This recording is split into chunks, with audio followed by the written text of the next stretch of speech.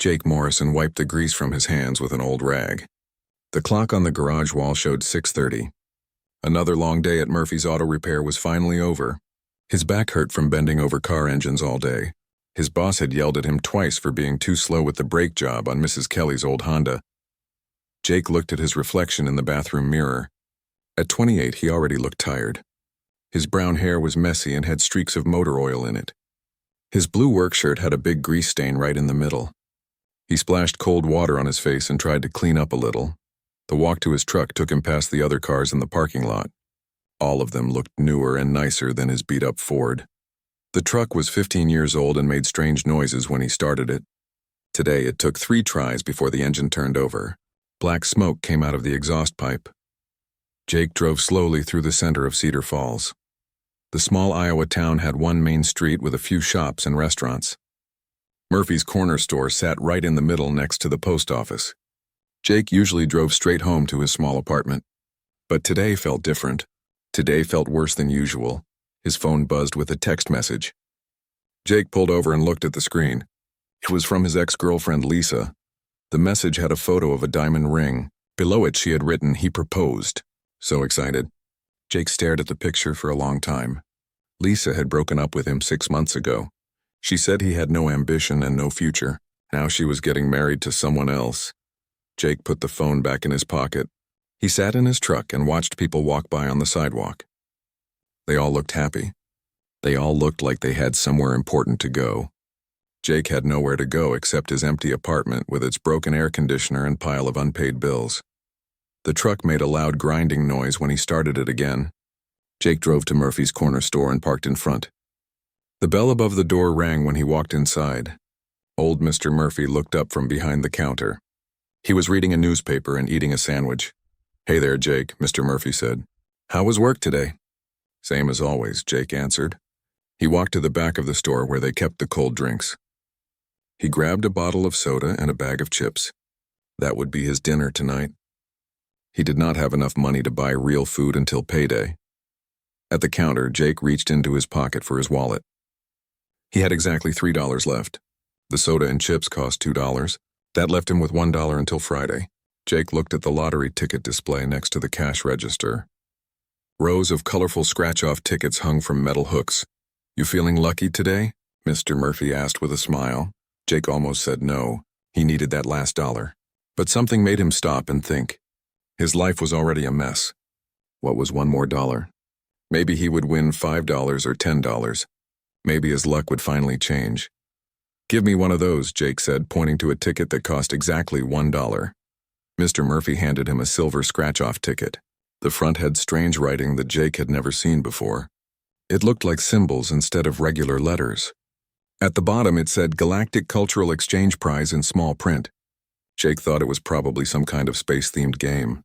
"That's a new one," Mr. Murphy said. "Never seen tickets like that before. Company dropped them off this morning." Jake paid for his food and the ticket. He walked back to his truck and sat in the driver's seat. The parking lot was empty except for his truck.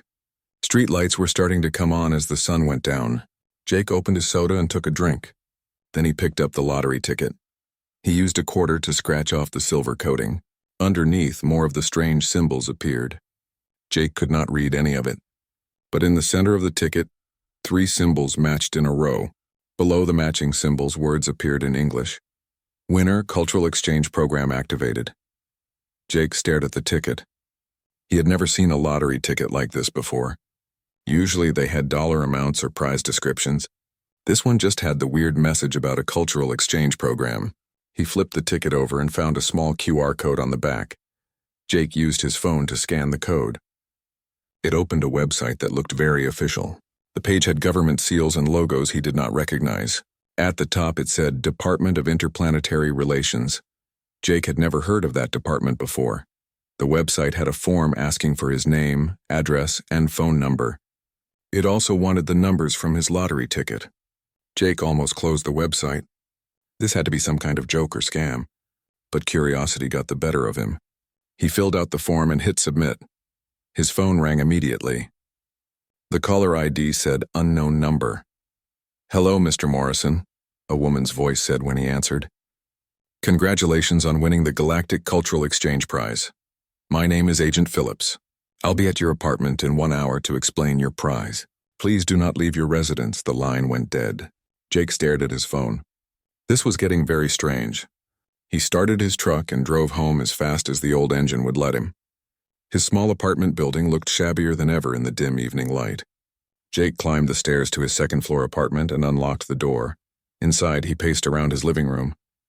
The lottery ticket sat on his kitchen table. Jake kept looking at it and shaking his head. $1 had somehow changed everything. He just did not know how yet. Jake sat on his old couch and watched the clock. 53 minutes had passed since the strange phone call. He had cleaned his apartment as best he could in that time. He put dirty dishes in the sink and threw empty pizza boxes in the trash. The place still looked pretty bad, but at least it was not a complete disaster. At exactly 1 hour, someone knocked on his door. Jake looked through the peephole and saw a woman in a dark suit.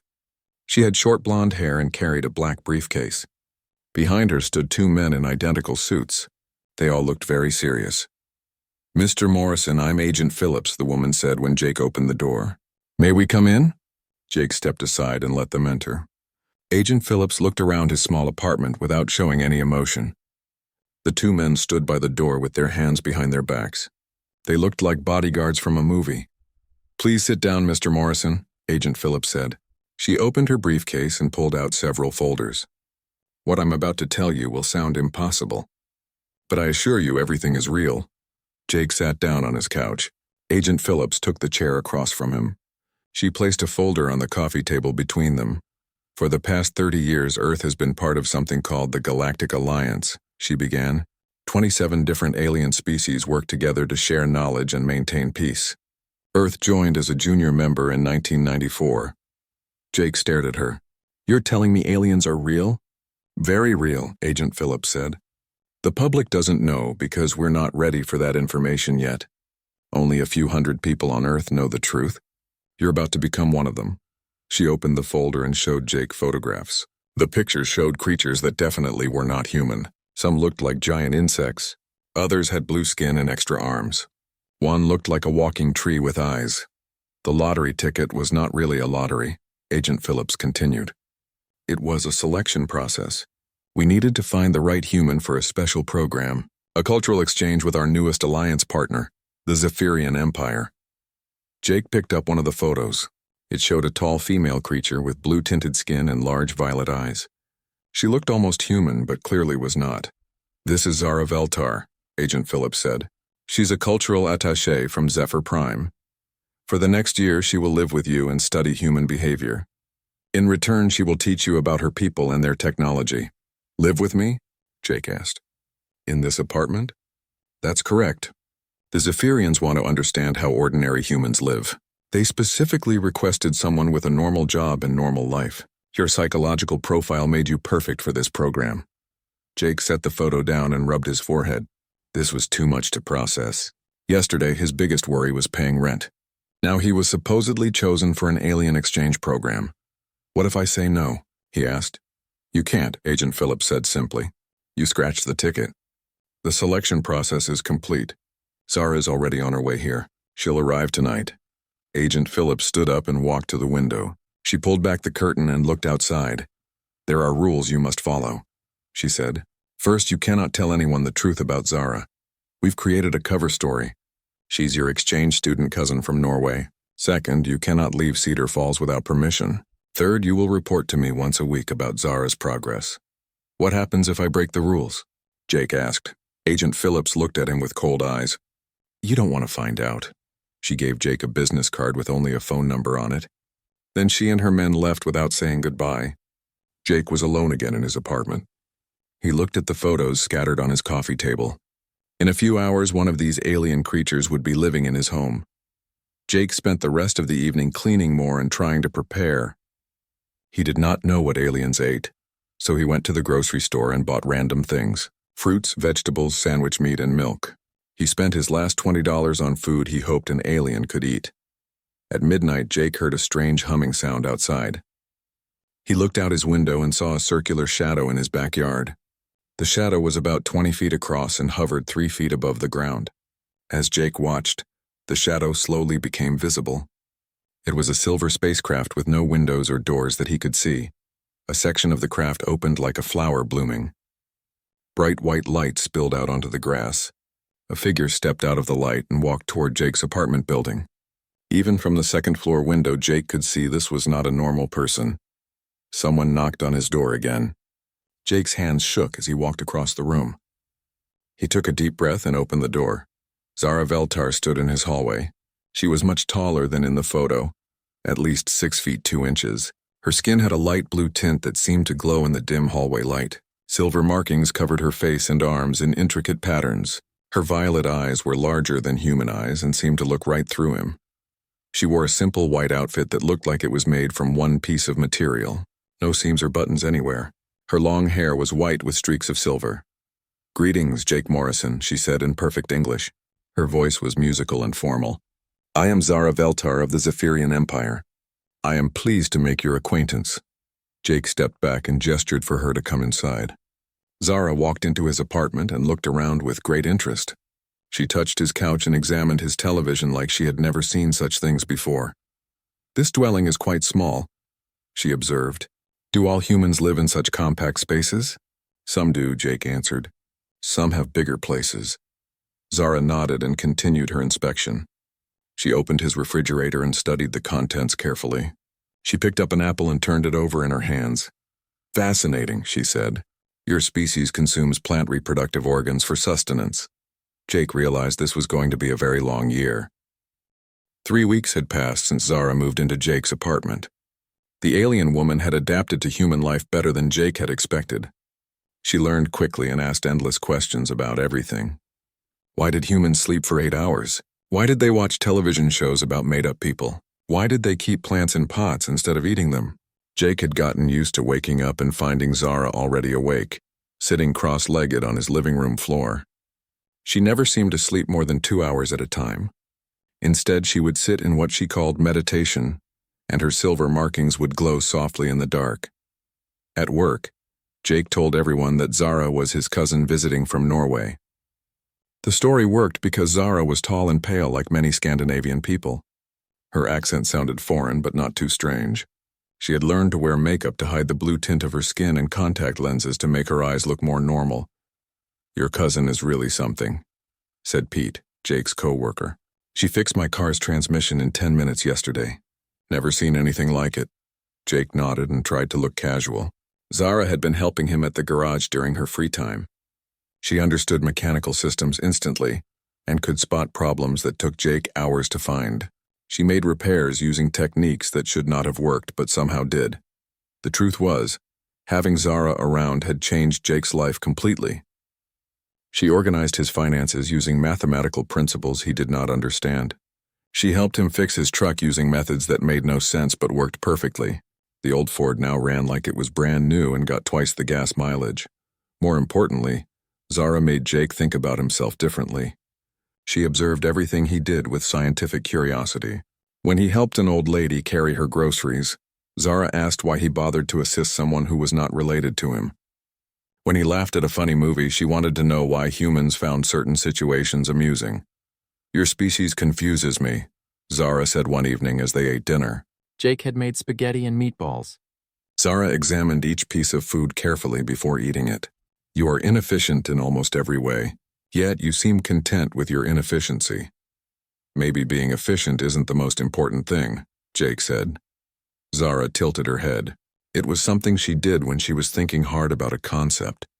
"My people value logic and efficiency above all else. We do not waste time on activities that do not serve a clear purpose." "That sounds kind of boring," Jake said. "Boring?" Zara repeated. "I do not understand this word in this context."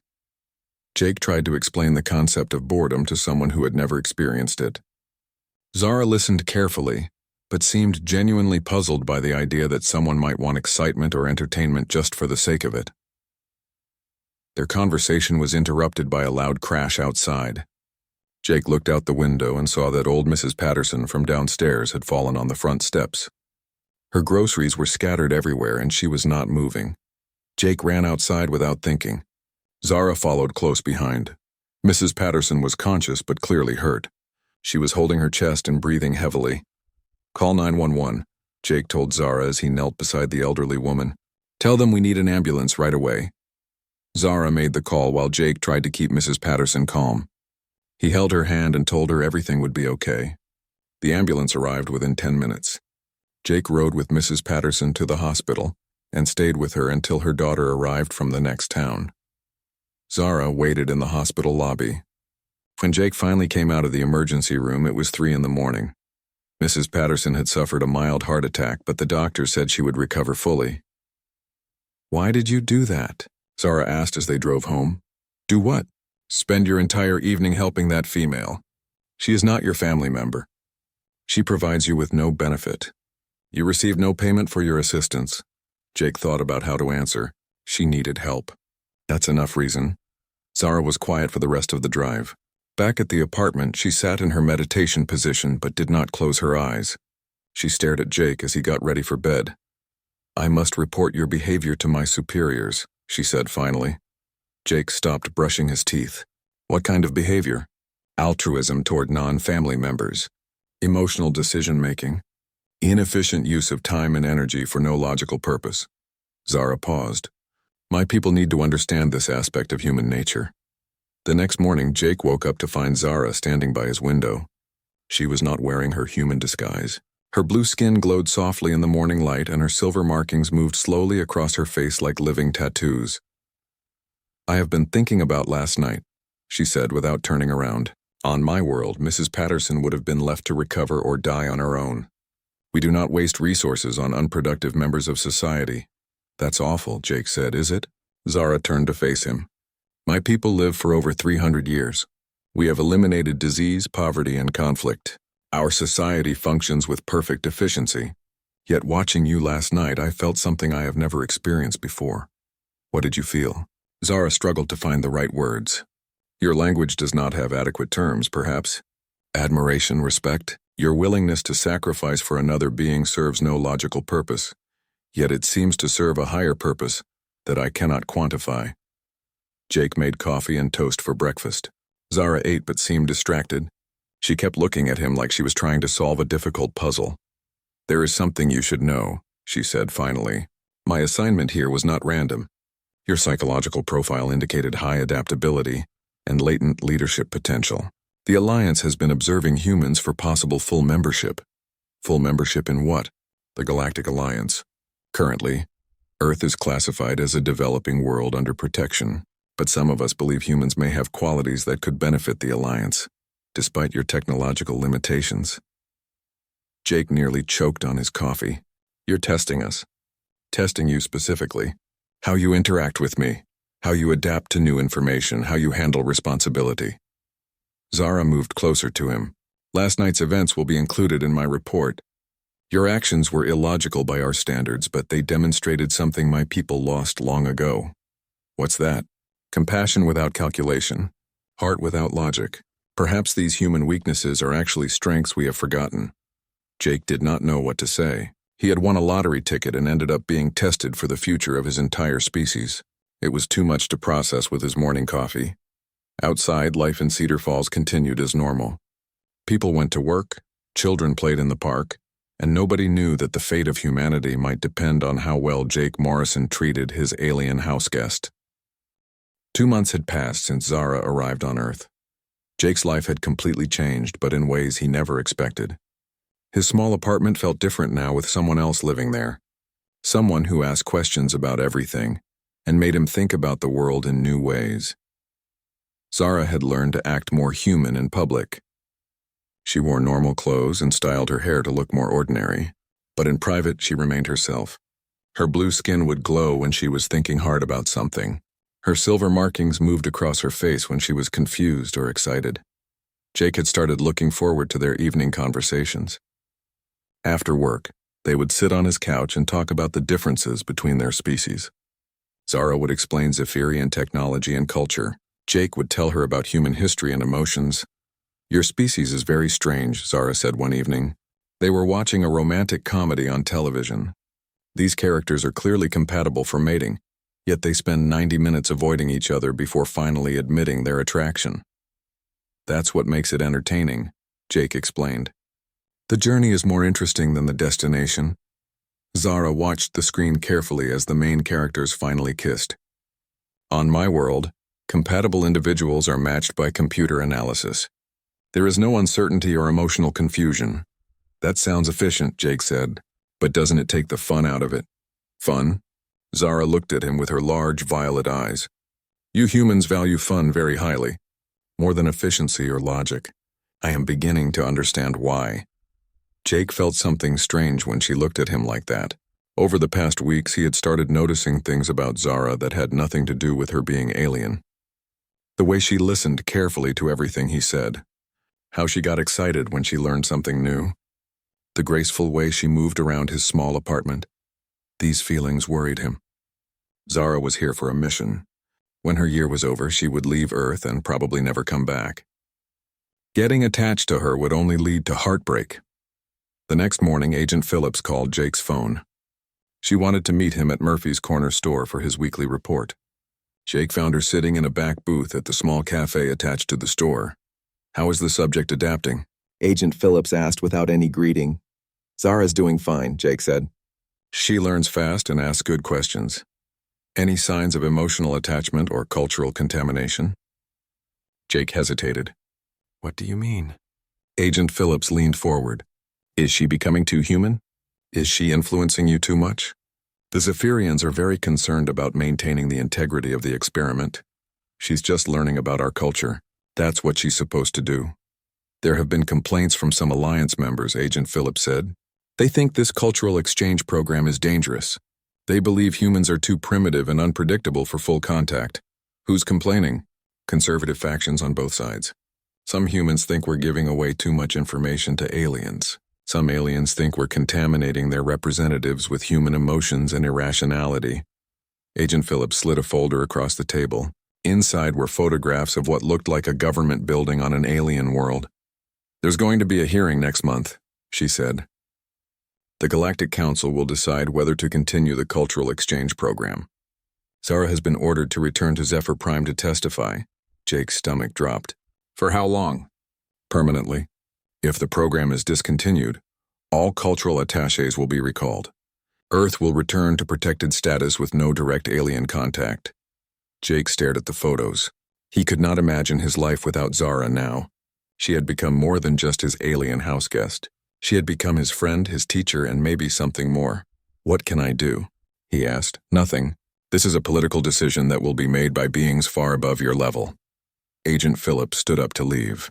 Just continue your normal routine until we receive further orders. That evening, Jake could not concentrate on anything. Zara noticed his mood immediately. You seem distressed, she observed. Your facial expressions indicate anxiety and sadness. Jake told her about his meeting with Agent Phillips.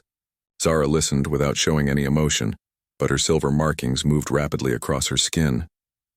I was expecting this, she said finally. There has been significant opposition to the cultural exchange program from the beginning. Many of my people believe contact with humans is corrupting our logical nature. Is it? Jake asked. Are you becoming too human? Zara was quiet for a long time. She walked to the window and looked out at the street below. I have experienced emotions since coming here that my species considers primitive, she said. Compassion for strangers, enjoyment of inefficient activities, attachment to individuals who provide no logical benefit. She turned to look at him. I have become attached to you, Jake Morrison. This attachment serves no purpose for my mission or my people, yet I find myself unwilling to abandon it. Jake felt his heart start beating faster. What are you saying? I am saying that I understand now why humans make emotional decisions. Logic tells me I should report your species as too chaotic for Alliance membership, but my heart tells me that your chaos might be exactly what the Alliance needs. Before Jake could respond, the lights in his apartment went out. Emergency sirens started wailing across Cedar Falls. Through the window, they could see people running in the streets. Zara's communication device started beeping frantically. She activated it and spoke in her own language for several minutes. When she finished, her face looked grim. What's happening? Jake asked. An asteroid is approaching Earth. It will impact in 72 hours. The Alliance is debating whether to intervene or let natural disaster take its course. Let it happen. Why would they do that? The Prime Directive forbids interference in the natural development of primitive species. A large asteroid impact would be considered a natural event, even if it destroys human civilization. Jake felt sick. Can't you help us? I am not authorized to use advanced technology to prevent natural disasters. Doing so would violate my orders and result in court-martial. Jake looked out the window again. People were panicking, but they had no idea how serious this really was. Earth's space program was not advanced enough to stop a large asteroid. If the aliens did not help, humanity would be wiped out. There has to be something we can do, Jake said. Zara studied his face for a long moment. Then she made a decision that would change both their lives forever. Perhaps there is, she said, but it would require breaking every rule of the Alliance. And if we fail, both our species will suffer the consequences. Jake did not hesitate. Tell me what you need. Jake and Zara worked through the night. Using her advanced knowledge and his practical engineering skills, they developed a plan that neither species would have thought of alone. The idea was crazy, but it might work. The asteroid was too big for Earth's rockets to destroy or deflect. But Jake remembered something from his years fixing cars and trucks. Sometimes the best solution was not the most obvious one. Instead of trying to move the asteroid, they would move its path. Zara's people had technology that could create temporary gravity fields. Jake knew about mining equipment that could be modified to work in space. Together, they designed a system that would use Earth's own construction equipment, enhanced with Zephyrian gravity manipulators, to pull the asteroid into a safe orbit. This plan violates 17 different Alliance regulations, Zara said as she finished the technical specifications. If we are caught, I will face execution and Earth will be quarantined permanently. And if we do nothing, everyone I care about dies anyway, Jake replied. Sometimes you have to break the rules to do what's right. Zara looked at him with an expression he had learned to recognize. It was the look she got when humans did something that made no logical sense but felt completely right. Very well, she said, but we cannot do this alone. We will need help from both our species. Jake called Agent Phillips using the emergency number she had given him. It took some convincing, but eventually she agreed to meet them at the garage. When she arrived, her face was pale and serious. The government knows about the asteroid, she said. They also know the Alliance voted not to intervene. Official policy is to evacuate as many people as possible and hope for the best. We have a better idea, Jake said.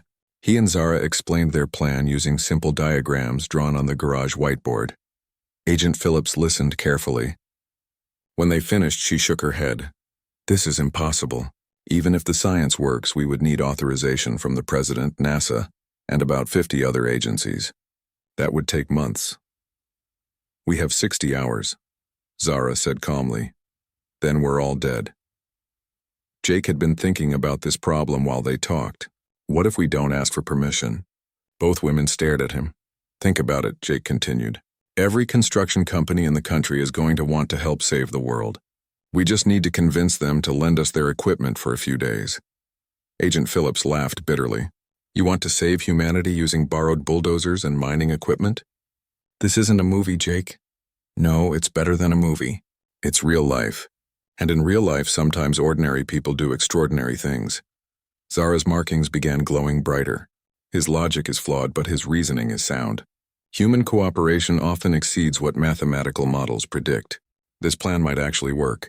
Agent Phillips made several phone calls. Within 6 hours, they had unofficial support from NASA, the military, and 3 major construction companies. Nobody wanted to take responsibility for the plan, but nobody wanted to stop it either. The next 36 hours were the busiest of Jake's life. Construction equipment from across the Midwest converged on a secret launch facility in Nevada. Zara worked with human engineers to install her gravity manipulation devices on bulldozers, excavators, and mining machines. Jake coordinated the mechanical work. He had never managed such a large project before, but somehow everything came together. Workers who should have been competing with each other shared tools and expertise freely. Everyone understood what was at stake. The modified equipment was loaded onto rockets and launched toward the approaching asteroid. Jake and Zara monitored the mission from a control room filled with the best scientists from both species. Gravity field generators are online, Zara reported. Earth equipment is functioning within acceptable parameters. On the main screen, they watched as their improvised fleet reached the asteroid. The plan was simple in concept but incredibly difficult in execution. The gravity generators would create an artificial gravity well beside the asteroid. The construction equipment would then push against that gravity well, gradually changing the asteroid's path. For 12 hours, nothing seemed to happen. The asteroid continued on its collision course with Earth. Then, slowly, the numbers on the tracking screen began to change. "It's working," whispered Dr. Martinez from NASA. "The trajectory is shifting." By the time the asteroid passed Earth, it was more than 50,000 miles away. Close enough to see in the night sky, but far enough to be completely safe. Humanity had been saved by a combination of alien technology and human stubbornness.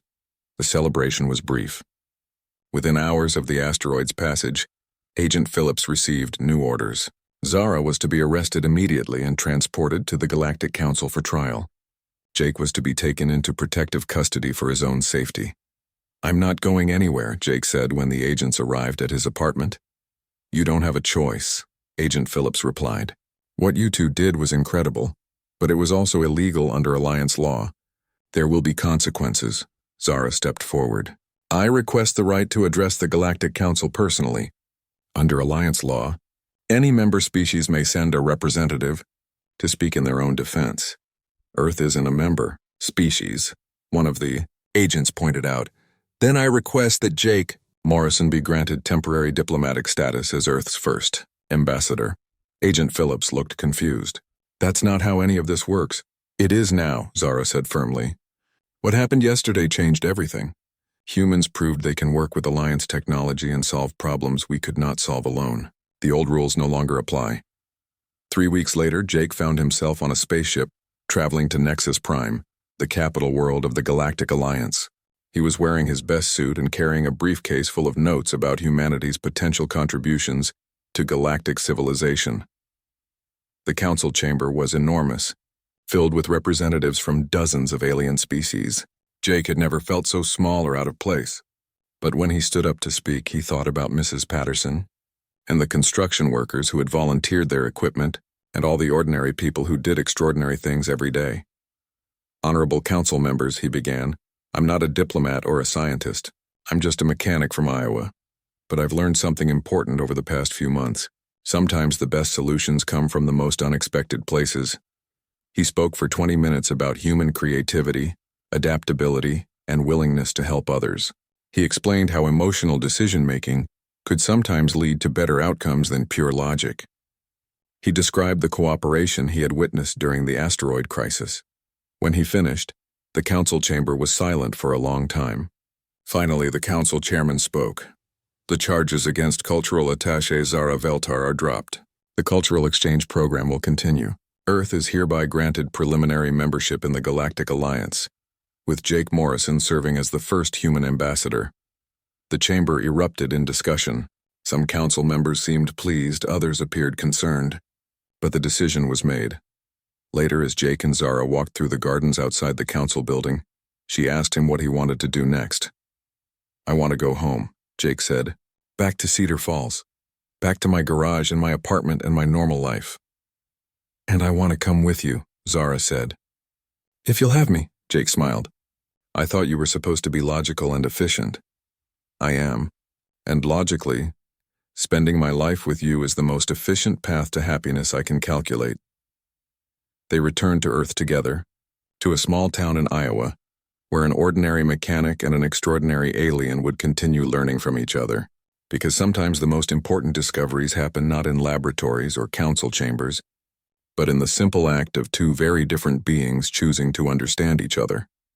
Jake never bought another lottery ticket. He figured he had already won the only prize that really mattered.